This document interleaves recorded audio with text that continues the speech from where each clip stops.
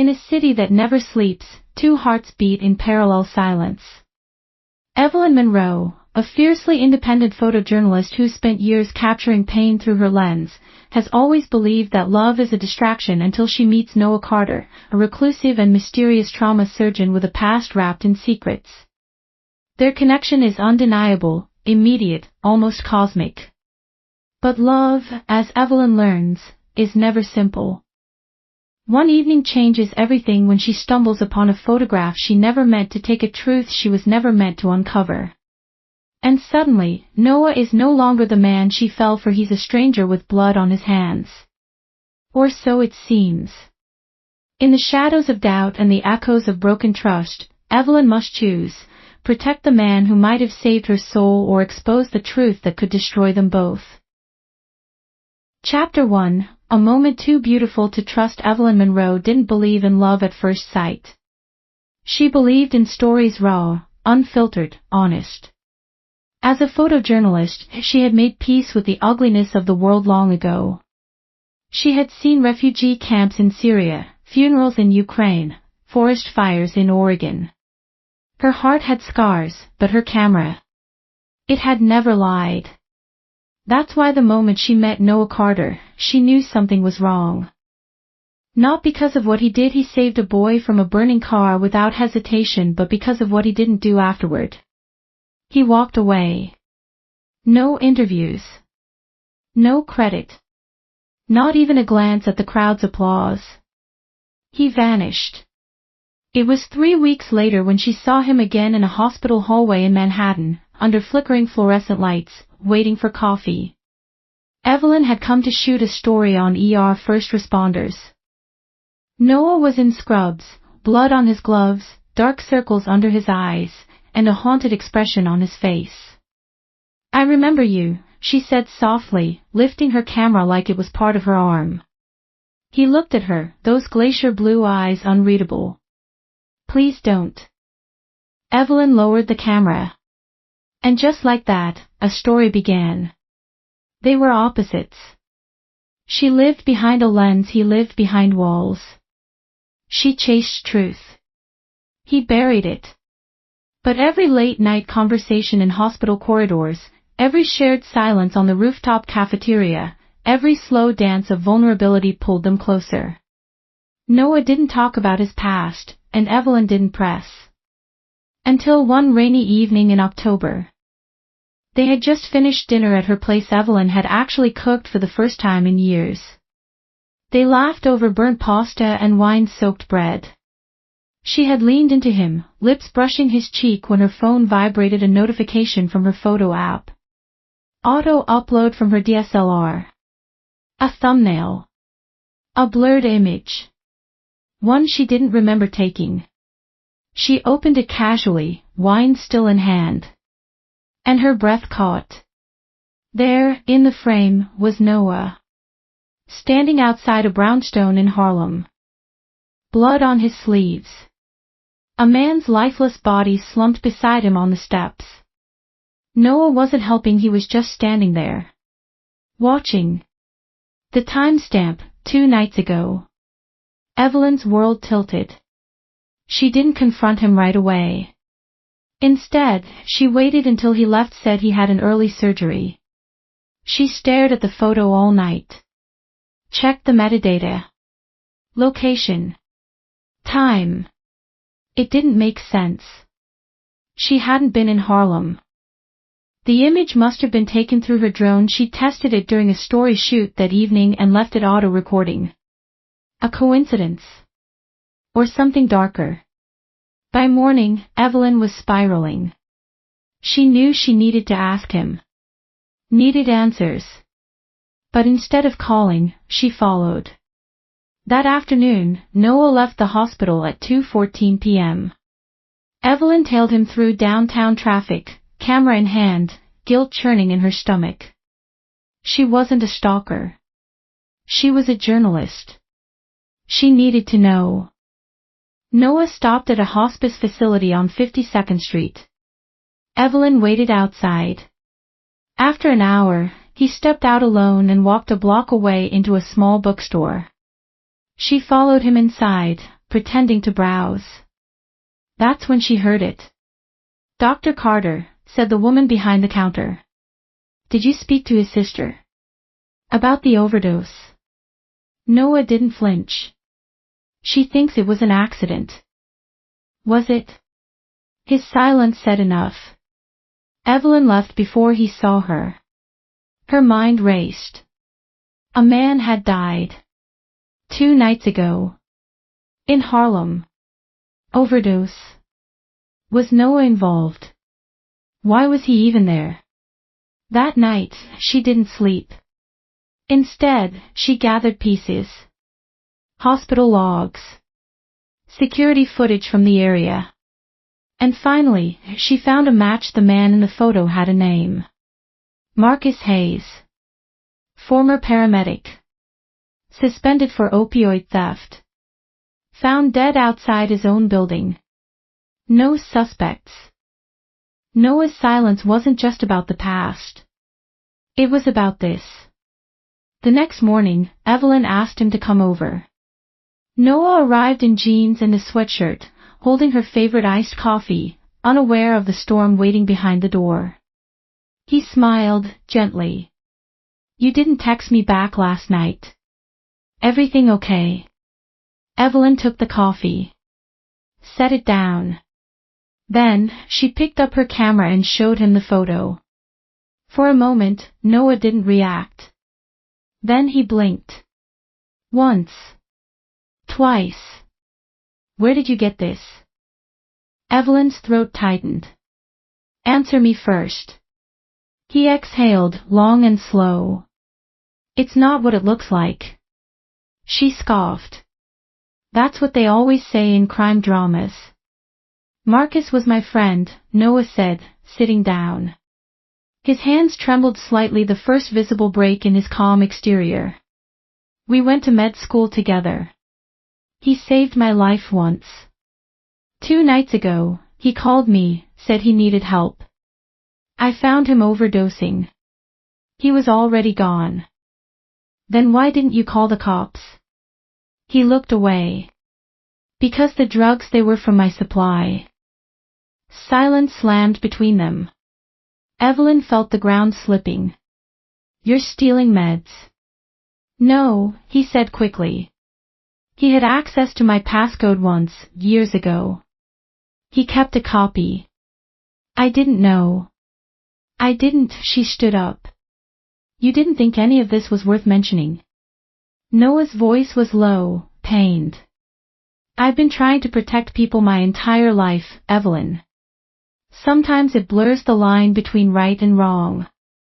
Tears stung her eyes. "And me? You didn't think I deserved the truth. I didn't want to lose you."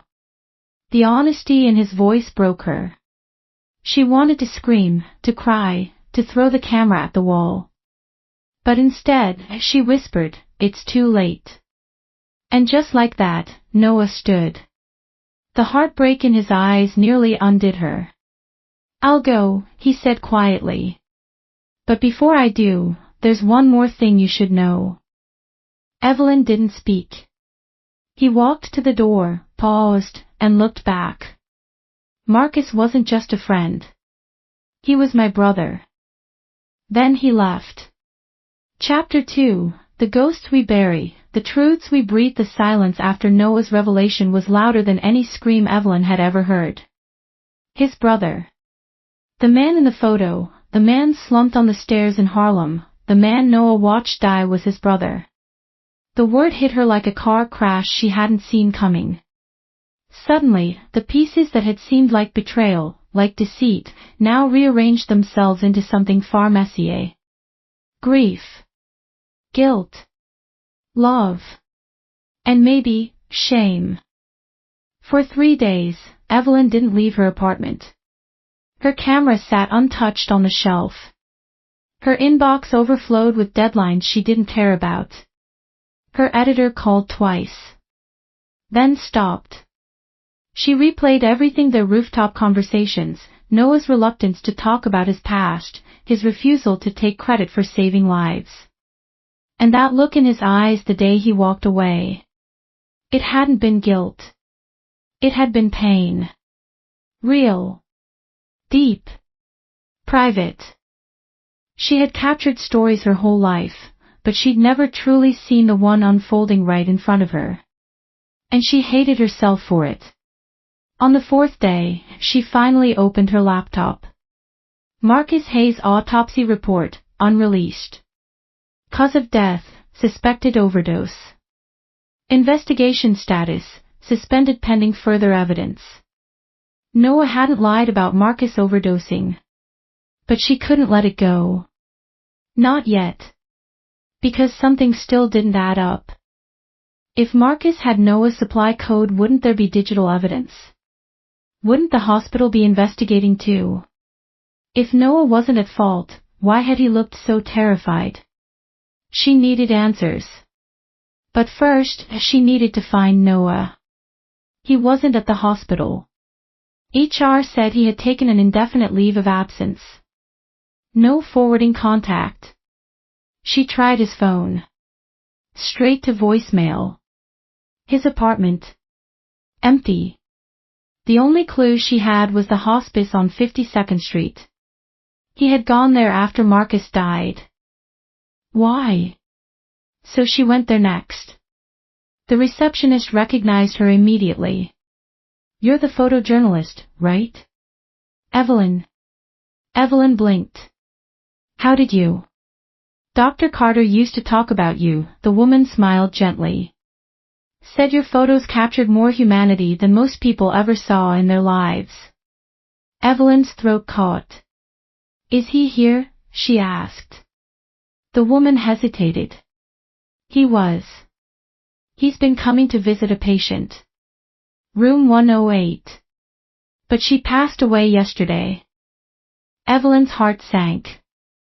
Who was she? The receptionist handed her a clipboard. Her name was Naomi Hayes. Evelyn's breath froze.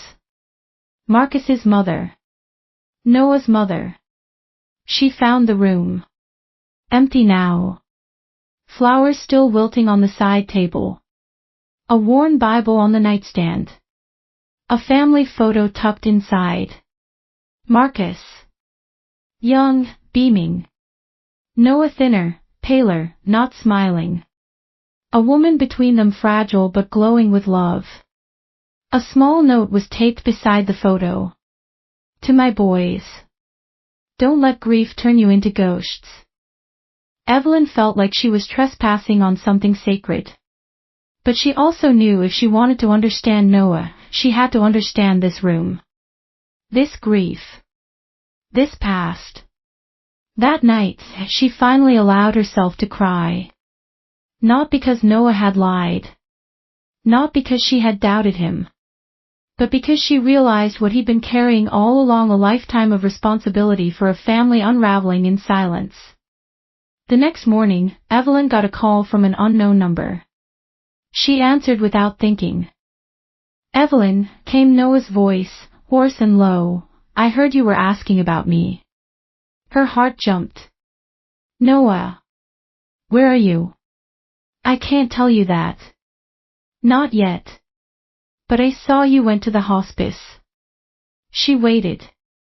I buried her yesterday, he said. She held on until Marcus passed. Like she was waiting. Evelyn pressed her hand to her chest, willing her voice to stay steady. Noah, why didn't you tell me about any of it? There was a long pause. Because the last time I let someone in, they left. Evelyn swallowed. And do you think I would? I didn't want to risk it. I'm not her, she said softly. I know, he whispered. A beat passed. Can we meet? She asked. I don't know, he said. It's complicated. Then uncomplicated. Another silence. Finally, he exhaled. There's a place Marcus and I used to go there as kids. Coney Island Pier. Midnight. If you really want answers, meet me there. It was 11:58 p.m. when Evelyn arrived. The pier was cold, empty, and full of echoes. She saw him leaning against the railing, hoodie up, hands buried deep in his coat. She approached slowly. He didn't look at her at first. Then he did. And in that moment, Evelyn knew whatever happened tonight would change them forever. "I read the police report," she said. "Marcus stole medication. It came from your locker." Noah nodded. He was spiraling. "After Dad left, Mom got sick. I stayed. He ran. But he came back worse. Addicted. Angry. Ashamed." "Why didn't you report it?" "Because he was my brother," Noah said, voice cracking. "He said he'd stop. He said it was the last time." "It never is," Evelyn murmured. "I found him too late," Noah whispered. "And when the ambulance came, I panicked. I wiped the scene. Deleted footage from nearby CCTV. I thought I was protecting him. But I wasn't. I was burying him. Again." Evelyn stepped closer. "So now what?" He looked at her, really looked. "I'm going to confess. To the board. To the police. Everything." She shook her head. "You'll lose your license. Your career." He smiled, but it didn't reach his eyes. "I already lost my family. And I almost lost you. I'm done hiding." Evelyn felt her heart fracture. "You don't have to do this alone. You shouldn't be with someone like me," he said. "I'm broken." She touched his hand. "So am I. But together maybe we're not." They stood in silence as the ocean wind swept around them. And then, for the first time in what felt like years, Noah pulled her into his arms. Not in desperation. Not in fear. But in surrender. Chapter 3. The last light before dawn. 3 weeks after Noah turned himself in, Evelyn sat in the back row of a sterile disciplinary hearing room at New York Medical Board. Everything about the space felt cold: the walls, the fluorescent lights, the people. But her fingers trembled with warmth, emotion pulsing through her like a current she couldn't shut off.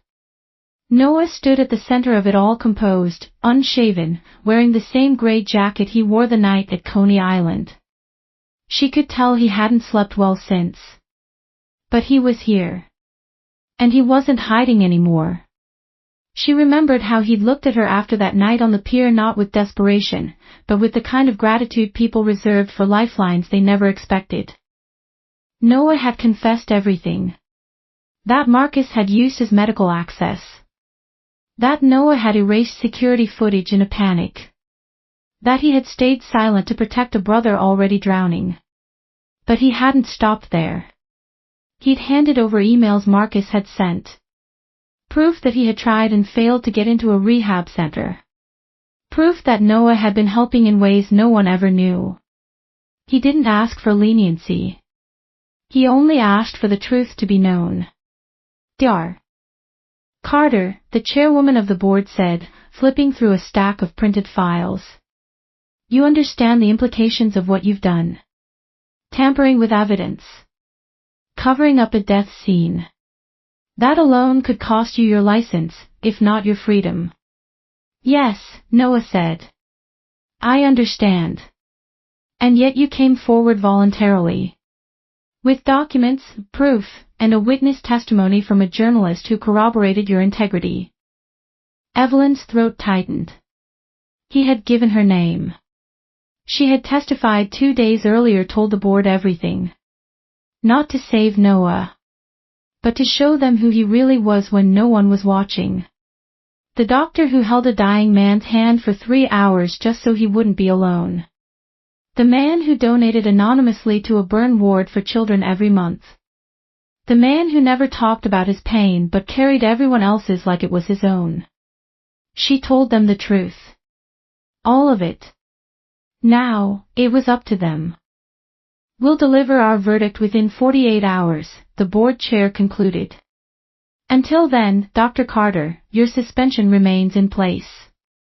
Noah gave a simple nod. No outrage. No arguments. Just quiet acceptance. Outside the building, the snow had started to fall light and tentative. Evelyn waited for him near the steps, arms folded under her coat. When he finally walked out, their eyes met, and for a moment, the noise of the city melted away. He looked tired. Not just physically but soul-deep tired. The kind that no sleep could fix.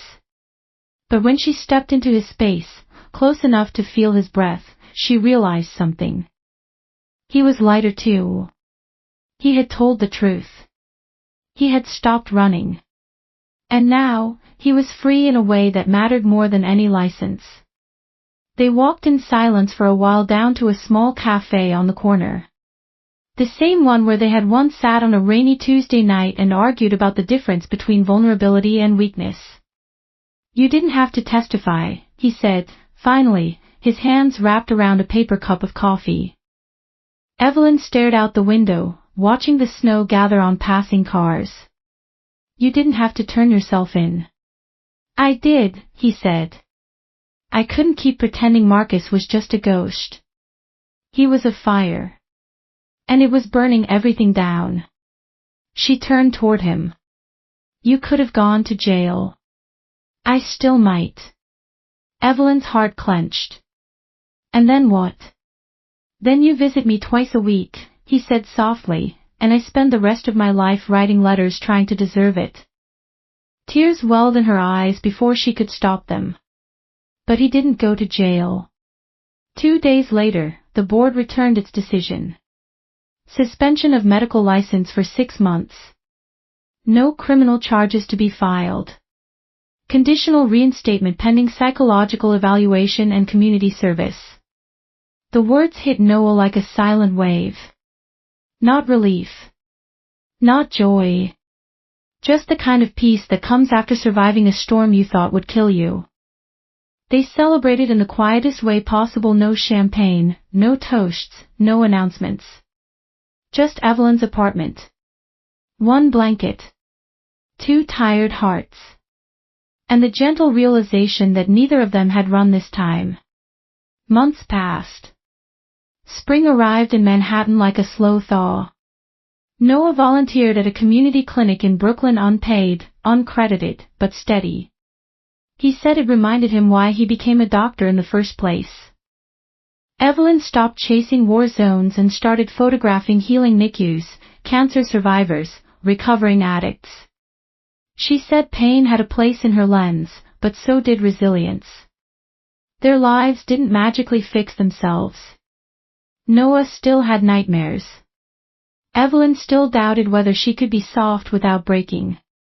But they didn't avoid those cracks anymore. They filled them. Together. One Sunday afternoon, Evelyn found Noah on the rooftop of her building, arms crossed, eyes toward the sky. She walked up, wrapped her arms around his waist, and rested her head against his shoulder. They offered me my job back, he said. At the hospital. He nodded. Starting next week. Trauma wing. She looked up at him. Are you ready? His eyes met hers steady, warm, unwavering. With you beside me, he said, I'm ready for anything. Later that evening, she pulled out her camera. Don't, Noah groaned playfully. I look like I haven't shaved in a week. Exactly, she smiled. Authentic. He rolled his eyes. You're impossible. Say cheese, she teased. Instead, he whispered, I love you. The shutter clicked. Epilogue, 1 year later the photo hangs in Evelyn's living room. Noah's eyes crinkle at the corners, hair messy, stubble thick. Behind him, the New York skyline is glowing. The caption underneath reads, The man who taught me that truth doesn't destroy love. It reveals it. Final resolution, Evelyn and Noah's story wasn't about perfection.